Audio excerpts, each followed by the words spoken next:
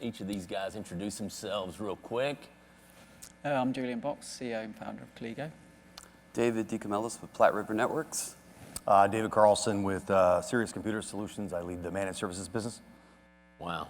What's nuts is on the stage right now, you have the MSP of the Year. You have the inaugural inductee into the Hall of Fame, whatever the hell that is. And you have the vanguard, the thought leader for digital transformation on the stage right now. So I think a really good representation. I don't know why I'm up here with these guys, because these are the rock stars, right? But what do you guys think the biggest challenge right now in the MSP space is, if you were to be asked? I think it's designing services beyond what's been done in the last 10, 15 years. For us, we focus everything about data. It's all about data, what we can do more for the client from a data perspective, and less about the more traditional endpoint stuff. We do all of that, but I think the challenge is moving up the stack of value and designing services that have got recurring revenue on them. That's all I'm interested in. I think for us, it's getting to know the customer more intimately. It was all about selling and not getting to know their problems and how to improve their business and improve their productivity. We've been focusing on improving that customer experience, and I think that's the biggest challenge, because not only finding the technical expertise within your own staff, but also the ability to sell that is challenging. Yeah, I would say working with clients, really helping them through this journey, as we call it, cloud, digital transformation, the overused terms we all come to love these days. But, clients are on a journey, and, our challenge is really, where do we go next with the technologies that are coming out? How do we manage them? How do we build kind of operation models that, automate things and really drive more outcome-focused services to our clients versus just transactional? Very good. So if you were to look across the space right now at the threat map, I think everybody, and I've promised myself no cuss words today, maybe. But if you look across the threat map right now, what is it that keeps you guys, other MSPs, up at night? Is it the same thing? I know down at the smaller MSP side of things, security is that real big ass-tightening event right now that's got everybody on edge. That's the only cuss word I'll use. What do you guys see as probably the number one threat right now in terms of MSPs? I believe it's data privacy, personally. Calligo was founded on doing cloud and MSP services with data first, data privacy first.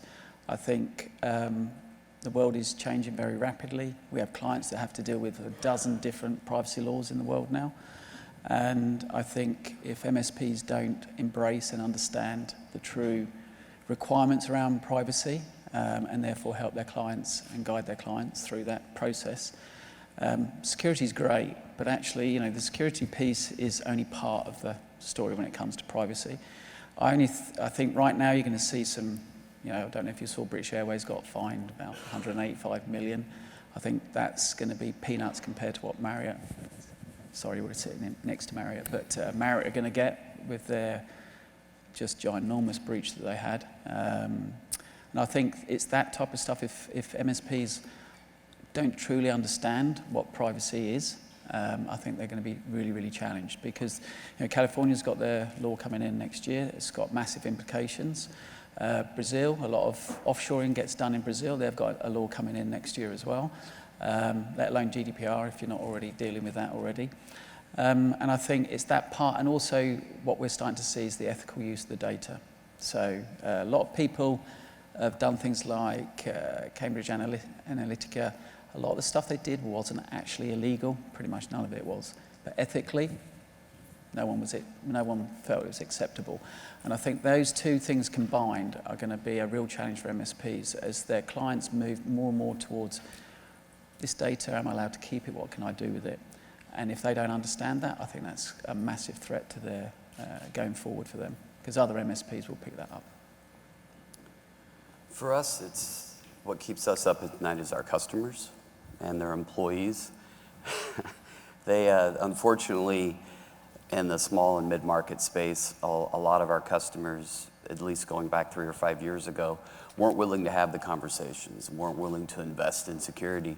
So we've had to really push having a seat at the table and having the ability to have those conversations and convince our customers that they have to invest in technology, they have to invest in security, they have to invest in user training, employee training, because the end result, it's not worth it. You can say that you can be down for 3 days, you can say that you can not have access to your data or your application for a day, but when that happens, when something hits the fan, they can't be.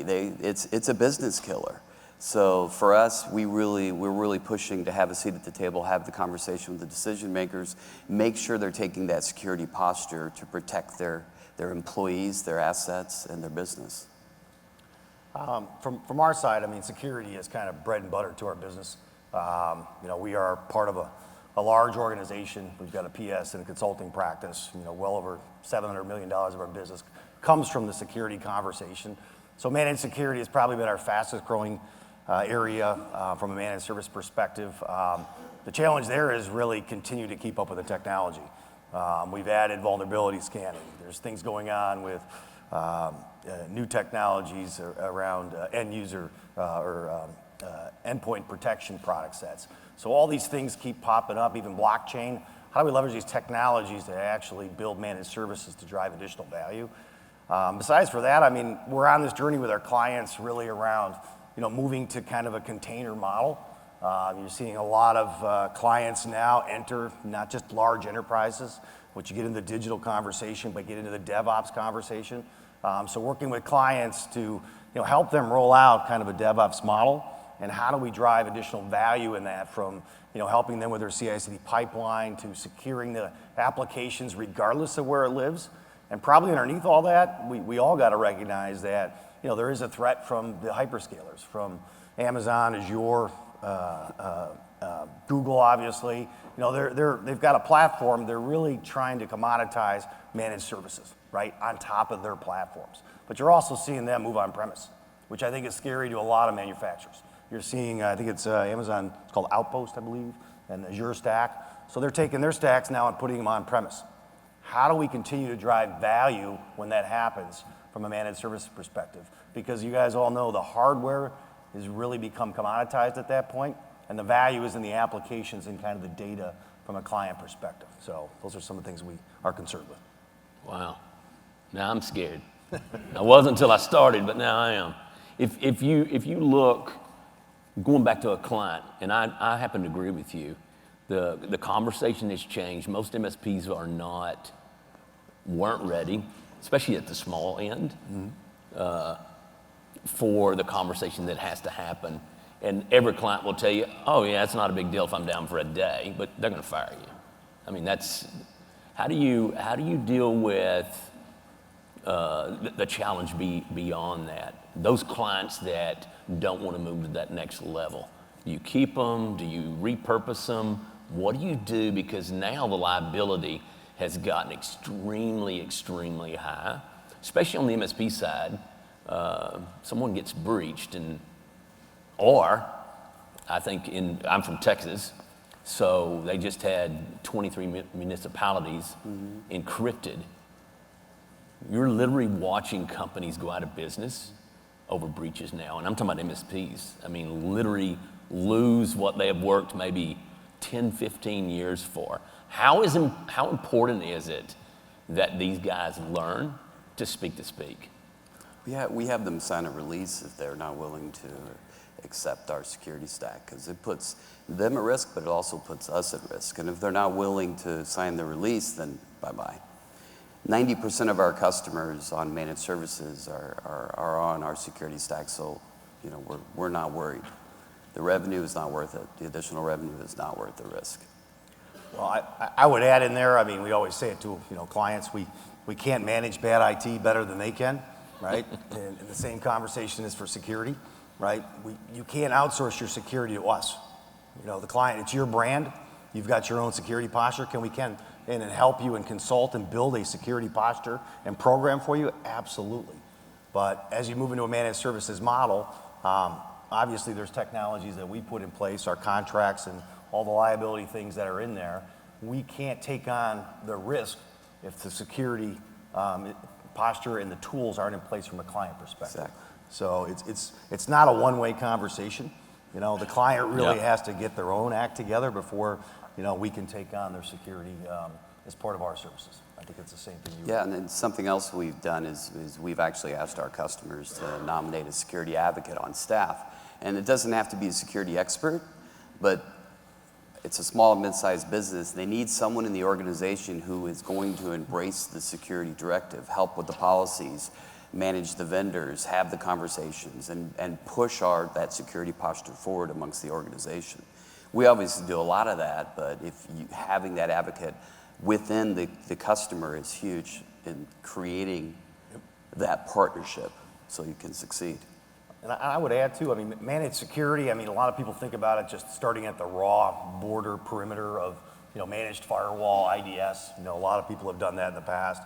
Where we're having more success with clients is not necessarily there as much as the correlation of all the alerts and leveraging tools like SIM, you know, and really helping clients understand how to handle all the security alerts coming in. And more importantly, what do you do with them? How do you remediate them, right? Incident response. I mean, these are areas I think clients are still really struggling to. They may buy the tool, but they don't know how to optimize it, and obviously they don't know how to run it, and that's why managed services providers really exist, in my opinion. I think you bring in a really good point in that it's not our tool, we manage it. Yep. But typically we take the brunt of if it doesn't work. And I'll let you. Oh, well, we're very pro about you can't outsource accountability. It's the first thing we say to our clients. Very similar to these guys. If they're not prepared to go for the minimum we expect them to have, then we won't have them as a client. And we have actively helped people come off our environment, shall we say, because they don't want to spend the money. And going back to the thing around from a data privacy perspective, you know, you're probably going to be deemed a controller of the data, therefore you have a monetary liability now if you're dealing with any area of privacy now. So for us, if they're not prepared to truly accept accountability, we can only help them, very similar to what these guys are saying. A lot of our clients we do everything for, you know, right down, so they would expect us to look at the monitors, when the alerts come up, do stuff. But they still can't outsource the accountability. If something happens, the regulators aren't going to go, well, yeah, you outsourced it to those guys, it's all theirs, it goes fine. That's just not going to cut it. It's a collaboration, it's a team approach now where you've got to work together because you're both in it together now.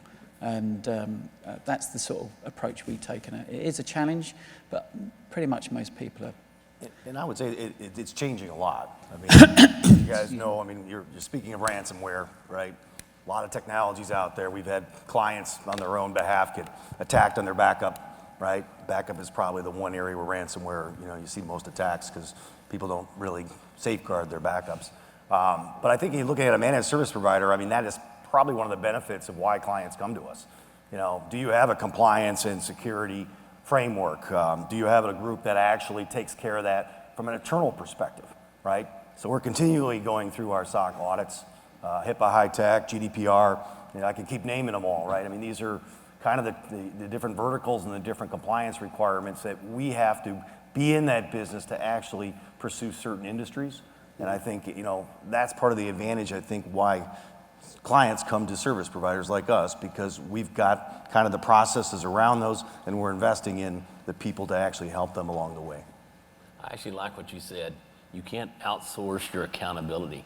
That is an incredible statement right there, that I think anybody could walk into a client and say, hey, you can outsource a lot of your stuff, but the accountability side, that is really, really cool.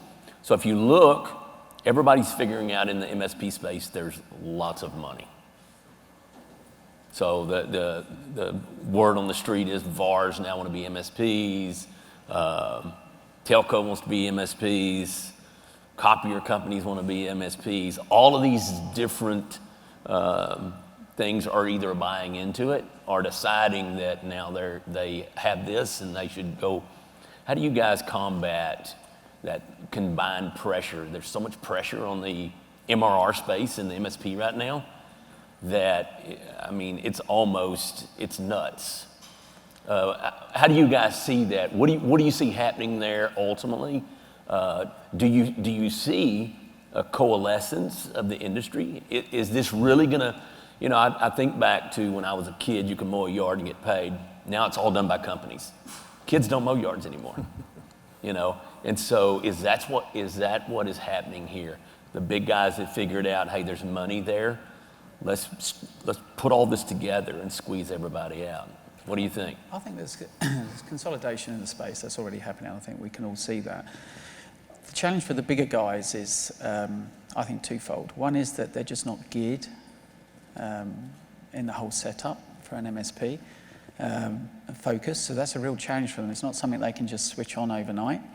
And even if they buy in and acquire that capability, it's then merging that with the rest of their environment that isn't sort of MSP focused, client focused as much as an MSP would be. So I think, I wouldn't say there's tons of protection, but there is a little bit of protection there. It's not easy for them to do it. I think the consolidation's more going to come within, this is me personally, within the MSP space. There's thousands and thousands of MSPs. We've been acquiring a few around the globe, and we've been looking at the States for a while, but there's just so many, literally thousands and thousands and thousands of them. It's like finding a needle in a haystack. Whereas you go to some of the other jurisdictions, it's hundreds, and it's a lot easier to find. So I do think there's going to be consolidation, and I think in a way that's a good thing to a degree. I don't worry too much about the really big guys because I think they've got their own things to worry about. They've got much bigger fish to fry, I think. But from an MSP perspective, I still think, as I said right at the beginning, I do think the industry needs to refocus away from just tech. And I think we're already starting to see it within our client base where people don't even want servers anymore. They don't want applications, don't want to worry about any of that stuff. SaaS is probably going to be the biggest challenge to MSPs personally, I think. Second half of 5 years from now, I think it's going to be a real challenge. And it's how you morph your business into adding value and services around the fact that no one's going to have servers anymore, whether they're in the cloud or not. And that's where I think the bigger threat is, actually. It's how you morph in your business to where the trends are actually going. The bigger companies, I agree, I don't see them as a threat. They don't have the ability to have the conversation with the customer face to face and get to know them and have that intimate relationship. I think it's our job to continue to get more involved with the customer so that we are controlling the entire IT technology space. And that involves bringing on bigger vendors. Our Azure practice is blowing up. We're having to work more in AWS. The whole BDR side of it, the security side. I mean, getting involved in policy creation. You're getting more. You're actually partnering with the customer, and they're not looking to you like a vendor, like a Microsoft. They're looking to you as a partner and as part of their business. So I really don't see the big companies as a threat at all. From the VAR side, obviously that's been going on for many years, I think. More and more, again, back to the hardware conversation, most manufacturers have transitioned to a software-based company. Hardware is kind of a commodity. It's getting harder and harder for VARs to make money and margin outside of maintenance and implementation on the product itself. You're now able to buy, the software, if you will, in a SaaS model or leveraging it in a marketplace from AWS. So, VARs have to adopt, and you're seeing them kind of acquire companies, and kind of move up the stack and starting to try to build network operating centers and build processes and all the things that, we've been doing for 20, 25 years. I think from the big guys, the ITOs, we look at that as an opportunity. A lot of the Indian firms, the bigger consulting firms, I think as you guys all said, they struggle, they win the deals, but they really struggle to drive value. They're really task management operations is what they were really good at, but they really don't engineer and continue to innovate with the clients, and I think we've seen a lot of success there. I do believe this market this year, you'll see a lot of acquisitions.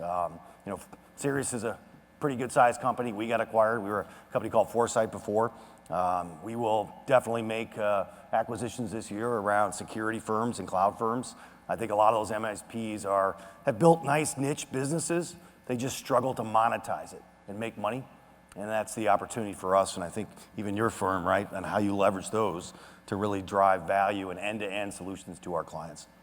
Yeah, and I don't ultimately think we'll get pressure from the real big guys down in the SMB space. I think it's from the sides, your copier guy that's in there. I think you're right. I think you have to get to the point where you are the customer's technologist, period. There is nobody else. There's not a phone vendor in there. There's not any of those things. Or you become all of those. You're the phone vendor. You're the IT. You bring the host stack to the table. And I've been on a couple advisory boards. I mean, I think one of the questions we were talking about earlier was really this idea of IoT, right? IoT is just sensors, devices, IP devices. And you think about the opportunity that's in front of us, right? What do we do with that data? And we've had a lot of success with some very large deployments in telematics, working with some large insurance companies that you now see them offer new services because of the work we did. But I think that's a marketplace that is going to continue to evolve. Building management systems, companies that are driving value from security. A lot of these unfortunate, shootings and things coming into buildings and leveraging IoT. And from a managed service perspective, how do we drive value with that data now and drive real results to clients to help maybe protect people in certain environments? And I think that's going to be one of the areas that's going to grow in the next couple of years. I'm a big believer. Yep. If it's got an RJ45 connector on it, we should be managing it. Yep. It's not that we're greedy. We just want more money if we can find it, right? So we've got 2 minutes. And so I'm going to pull a question that's not anywhere on the paper. If your son came up to you and said, Dad, I'm going to open an MSP, what would be your number one piece of advice that you would give? And this is more for the people in the room that are very small MSPs. And it's that, what would you tell your son besides, I look for something different?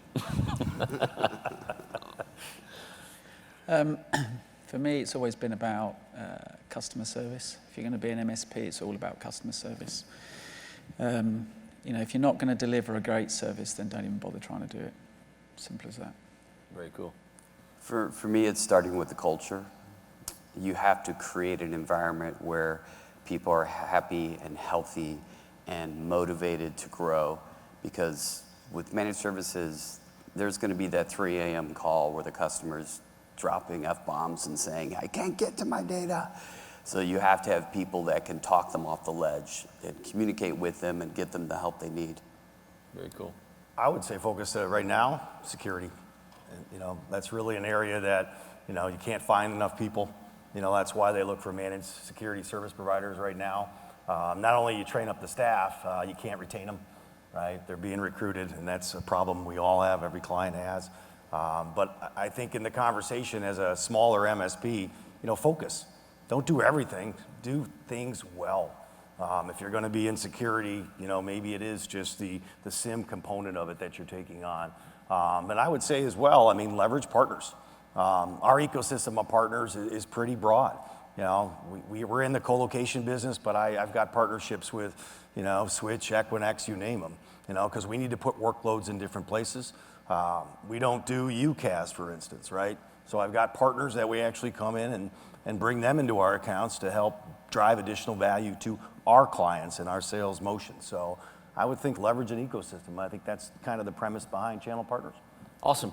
I really appreciate y'all, and I'm sure the audience appreciated you. If you'd given them a hand, we appreciate it. Thanks.